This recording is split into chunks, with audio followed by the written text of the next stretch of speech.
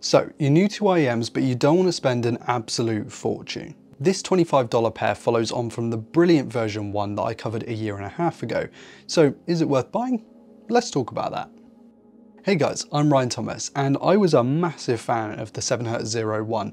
It was cheap, lightweight, with good sound, and was a great entry point into this hobby that we all love.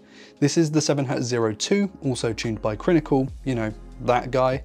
It's a very basic single 10mm dynamic driver setup and comes with a basic cable and some colourful silicone tips, just like the previous model. A big thanks to Linsoul for sending this out, by the way. Their links will be in the video description. The shell is a light resin with a flat plate and a 2-pin connector on the top and a medium profile, so I'd expect this to fit most people just fine, definitely fit me just fine. The included cable is a little cheap feeling, but for the price I'm not that concerned. The ear hooks fit well, there's plenty of length on the wire, and it also terminates in a 3.5mm connector, though you can swap it out if you want to. So on paper, for $25, you get pretty much all you'd expect, only the stuff you need and nothing you don't. So how does it sound? I want to preface this by saying I tested the Zero 2 with several sources, including the Google Pixel adapter, my FiiO K5 Pro, the iFi Zendek V2, the Kiwi Allegro, and my Max headphone port. You do not need a big amp or anything to run these.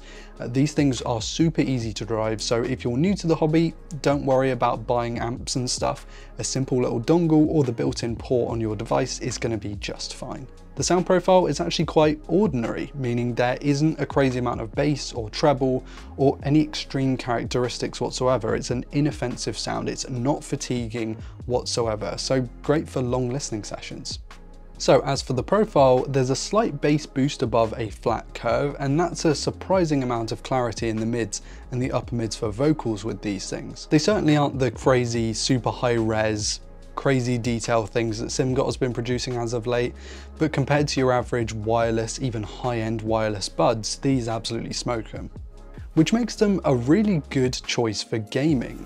Their imaging in a 360-degree space is pretty solid, as in there's plenty of soundstage. They aren't the soundstage kings, but at this price point, that's okay. It just means when playing competitive FPS games like Apex, CS, Valorant, Overwatch, that kind of thing, they're a great option. Picking out enemy footsteps, distant gunshots, and knowing exactly where to turn is really easy with the Zero 2.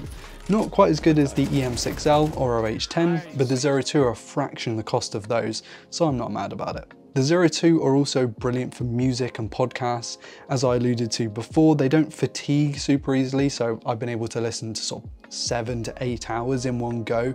My library choice is chock with genres like rap, D&B, pop, rock, metal, alternative, classical, movie scores as well. And these deal with all of those things just fine. There's clarity, there's a good sense of immersion. If I had to have one complaint about the sound, it's that I actually prefer a little more crunch, more exaggerated V shape with more bass extension and shinier highlights, but that's a personal preference thing, and it would take away from the excellent clarity, I think, if they implemented those at this price point. If you do want those characteristics and you don't want to shell out a bomb, I'd go with the magnificent Moondrop Chew 2, a set that I covered last year and absolutely loved, by the way. For $25, the Zero 2 is a worthy successor to the legendary Zero 1. 7Hz and Crinacle have done a fantastic job with these IEMs, and I'm happy to say that they're in my collection. If you're new to the hobby, consider picking one of these up. You won't be disappointed. By the way, Linsoul links are in the description. I know I said I wouldn't do as many reviews on this channel, and that much is still true, but I think the Zero 2 was more than worthy of a review and actually had a lot of fun making this one.